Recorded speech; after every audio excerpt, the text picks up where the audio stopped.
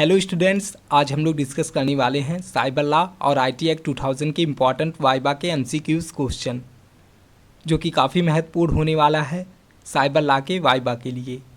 तो चलिए शुरू करते हैं। वीडियो अच्छी लगे तो लाइक शेयर कमेंट जरूर करिएगा।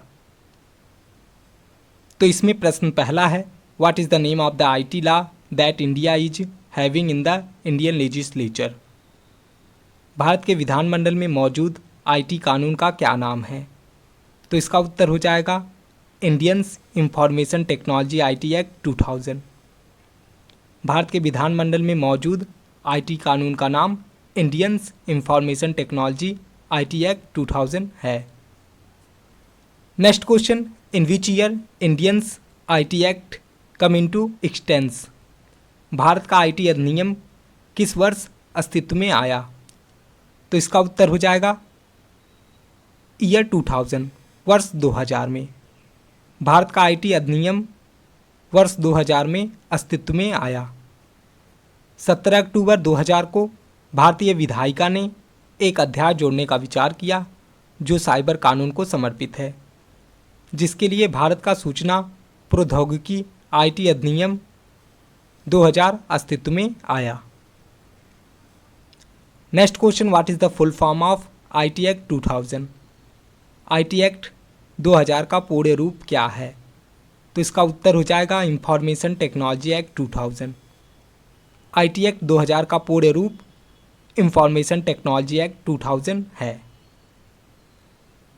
Next question, the information technology act 2000 bill was passed by doctor KR. Narayanan. सूचना प्रौद्योगिकी अधिनियम 2000 विधेयक डॉक्टर के.आर. नारायणन द्वारा पारित किया गया।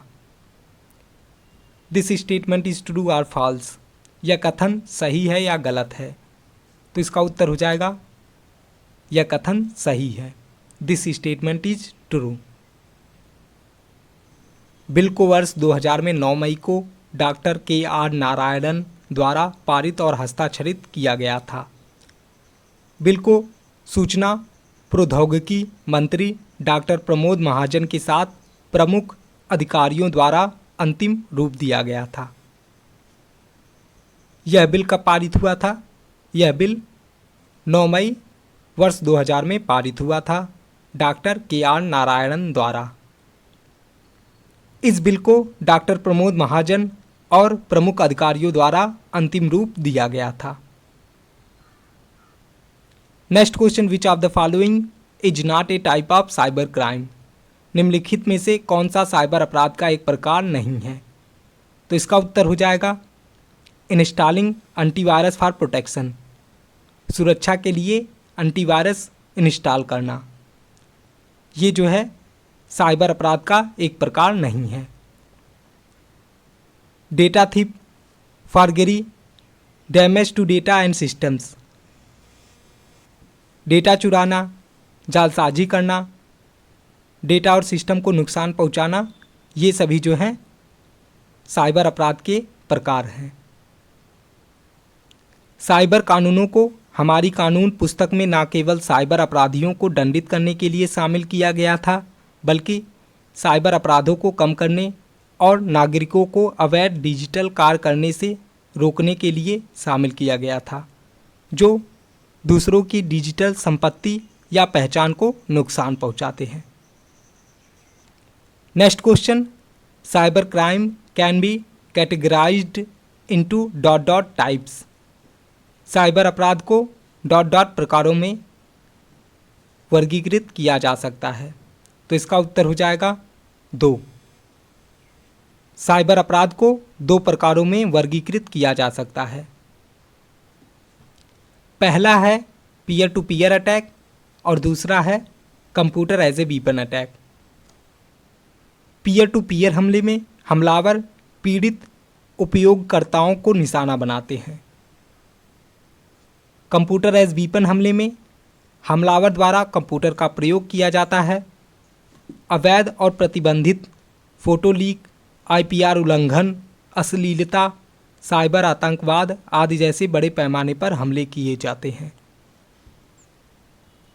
Next question, which of the following is not a type of peer to peer cyber crime. निम्नलिखित में से कौन सा पीयर टू पीयर साइबर अपराध का एक प्रकार नहीं है? तो इसका उत्तर हो जाएगा क्रेडिट कार्ड डिटेल्स लीक इन डीप वेब। क्रेडिट कार्ड का विवरण डीप वेब में लीक हो जाना, यह पीयर टू पीयर साइबर अपराध का एक प्रकार नहीं है। Phishing, injecting trojans to a target victim, MITM, ये सभी जो है ये peer to peer cyber crime के प्रकार हैं। Next question, which of the following is not an example of a computer as weapon cyber crime. निम्नलिखित में से कौन सा हथियार साइबर अपराध के रूप में कंप्यूटर का उदाहरण नहीं है? तो इसका उत्तर हो जाएगा स्पाइंग समवन यूजिंग की लॉगर। की लॉगर का उपयोग करके किसी की जासूसी करना, यह जो है ये computer as a weapon cyber crime का उदाहरण नहीं है। Next question, which of the following is not done by cyber criminals. Cyber अपराधियों द्वारा निम्नलिखित में से क्या नहीं किया जाता है? तो इसका उत्तर हो जाएगा report view linear ability in any system. किसी भी सिस्टम में भेद्यता की रिपोर्ट करना साइबर अपराधियों द्वारा नहीं किया जाता है। Next question, what is the punishment in India for stealing computer documents, assets और any softwares source code from any organisation, individual और फ्रॉम एनी अदर मीन्स। किसी संगठन, व्यक्ति या किसी अन्य माध्यम से कंप्यूटर दस्तावेज, संपत्ति या किसी सॉफ्टवेयर के स्रोत कोड को चुराने पर भारत में क्या सजा है? तो इसका उत्तर हो जाएगा 3 years of imprisonment and a fine of 5 lakh. 3 साल की जेल और जुर्माने के तौर पर 5 लाख रुपए। 3 साल की जेल और जुर्माने के तौर पे 5 लाख रुपए देने होंगे। Next question, what is the updated version of the IT act 2000। IT अधिनियम 2000 का अपडेटेड वर्जन क्या है? तो इसका उत्तर हो जाएगा IT act 2008। IT act 2008 IT अधिनियम 2000 का अपडेटेड वर्जन है। वर्ष 2008 में IT अधिनियम 2000 को अपडेट किया गया और विभिन्न कंप्यूटर से संबंधित अपराधों और साइबर अपराधों पर अधिक व्यापक और सटीक कानून बनाया गया। Next question, in which year the Indian IT act 2000 got updated. भारतीय IT अधिनियम 2000 किस वर्ष अपडेट हुआ? तो इसका उत्तर हो जाएगा 2008, 2008 में। भारतीय IT अधिनियम 2000 फिर से 2008 में अपडेट हुआ। Next question, what type of cyber crime, it's law and punishments does section 66 of the Indian IT act holds. भारतीय IT अधिनियम की धारा 66 किस प्रकार के साइबर अपराध, इसके कानून और दंड का प्रावधान करती है? तो इसका उत्तर हो जाएगा क्रैकिंग और illegally hack into any system. किसी भी सिस्टम को क्रैक करना या अवैध रूप से हैक करना, यह साइबर अपराध का प्रकार है। इसके कानून और दंड का प्रावधान IT अधिनियम की धारा 66 के अंतर्गत होती है। Next question, accessing computer without prior authorization in a cyber crimes that come under. पूर्व अनुमति या बिना अनुमति के कंप्यूटर तक पहुंचना किस साइबर अपराध के अंतर्गत आता है? तो इसका उत्तर हो जाएगा सेक्शन 66, धारा 66 के अंतर्गत आता है। यह धारा 66 के अंतर्गत आता है। Next question, cracking digital identity of any individual और doing identify thief comes under dot dot of IT act. किसी भी व्यक्ति की डिजिटल पहचान को तोड़ना या पहचान की चोरी करना किस आईटी एक्ट के अंतर्गत आता है? तो इसका उत्तर हो जाएगा सेक्शन 66, धारा 66 के अंतर्गत आता है। यह धारा 66 के अंतर्गत आता है। Next question, accessing wifi dishonestly is a cyber crime. बेईमानी से वाईफाई एक्सेस करना एक साइबर अपराध है। दिस स्टेटमेंट इज ट्रू और फॉल्स। यह कथन सही है या गलत है? तो इसका उत्तर हो जाएगा यह कथन सही है। आईटी अधिनियम 2000 की धारा 66 के तहत, जो बाद में एक बहुत व्यापक और सटीक कानून आईटी अधिनियम 2008 के रूप में आया, यह कहता है कि यदि कोई व्यक्ति मालिक की अनुमति के बिना दुर्भावनापूर्ण गतिविधि या किसी के वाईफाई नेटवर्क का उपयोग करता है, यह एक साइबर अपराध है। Next question, download copy extract data from an open system done fraudulently is treated as. प्रतिलिपि डाउनलोड करना, खुले सिस्टम से धोखाधड़ी से किया गया डेटा निकालना डॉट डॉट के रूप में माना जाता है। तो इसका उत्तर हो जाएगा साइबर क्राइम। यह साइबर अपराध के रूप में माना जाता है। Next question, any cyber crime that comes under section 66 of IT act, the excused person gets fined of around dot dot rupees. कोई भी साइबर अपराध जो आईटी एक्ट की धारा 66 के तहत आता है, आरोपी व्यक्ति पर लगभग कितने रुपए का जुर्माना लगाया जाता है? तो इसका उत्तर हो जाएगा 5 लाख। आरोपी व्यक्ति पर लगभग 5 लाख रुपए का जुर्माना लगाया जाता है।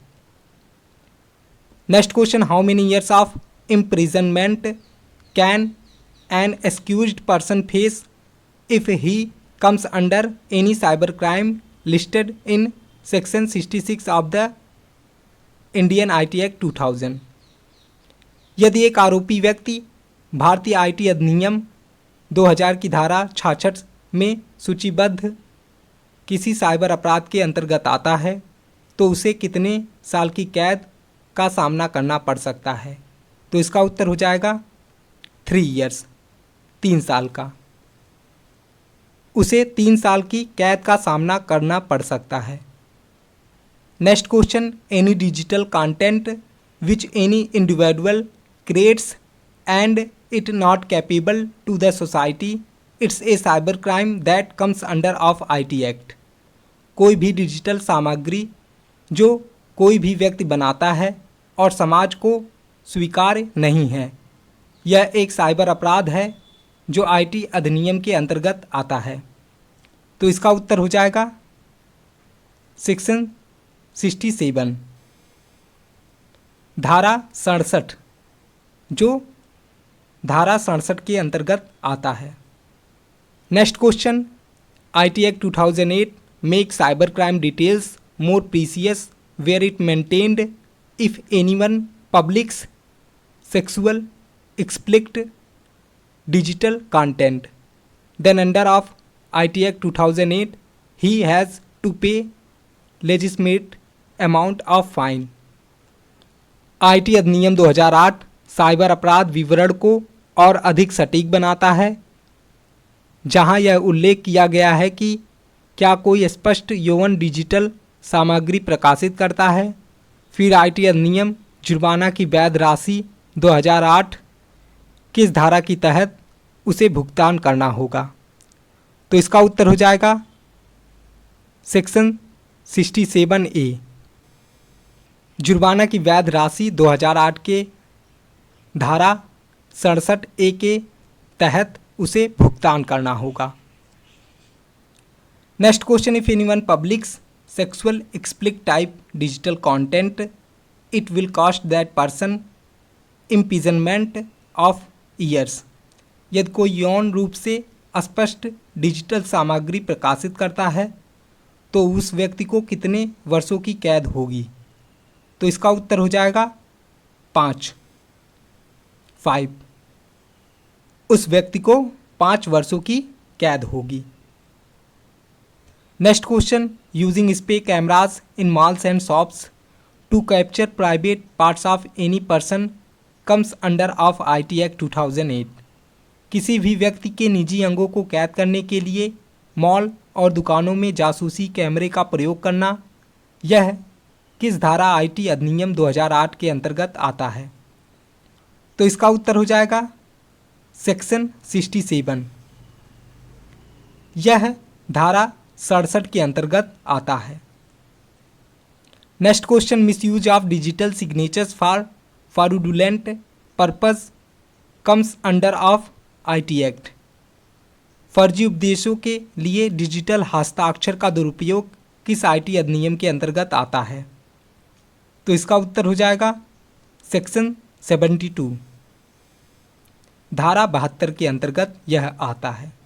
फर्जी उपदेशों के लिए डिजिटल हस्ताक्षर का दुरुपयोग धारा 72 के अंतर्गत आता है। Next question, sending offensive message to someone comes under ... of the Indian IT act ... किसी को आपत्तिजनक संदेश भेजना ... भारतीय IT अधिनियम ... के अंतर्गत आता है। तो इसका उत्तर हो जाएगा सेक्शन 66A 2000। किसी को आपत्तिजनक संदेश भेजना धारा 66A भारतीय IT अधिनियम 2000 के अंतर्गत आता है। Next question, stealing of digital files comes under ... act of the Indian IT। Digital फाइलों की चोरी भारतीय IT के ... अधिनियम के अंतर्गत आती है। तो इसका उत्तर हो जाएगा सेक्शन 66C। डिजिटल फाइलों की चोरी भारतीय IT के धारा 66C के अंतर्गत आती है। Next question, section 79 of the Indian IT act declares that any third party information of personal data leakage in corporate firms और organisations will be a punishable offence. भारतीय IT अधिनियम की धारा 79 घोषित करती है कि कॉर्पोरेट फर्मों या संगठनों में किसी भी तीसरे पक्ष की जानकारी या व्यक्तिगत डेटा का रिसाव दंडनीय अपराध होगा। दिस स्टेटमेंट इज ट्रू और फॉल्स। यह कथन सही है या गलत है? तो इसका उत्तर हो जाएगा यह कथन सही है। भारतीय IT अधिनियम की धारा 79 प्रौद्योगिकियों और साइबर स्पेस को प्रकाशित करने वाले कुछ कॉर्पोरेट और व्यावसायिक कानूनों को शामिल करती हैं और घोषणा करती हैं कि कॉर्पोरेट फर्मों या संगठनों में किसी भी तीसरे पक्ष की जानकारी या व्यक्तिगत डेटा लीक एक दंडनीय अपराध होगा। All MCQs are over. Some other information के लिए जान लेते हैं। पुलिस हेल्पलाइन नंबर 112 होते हैं।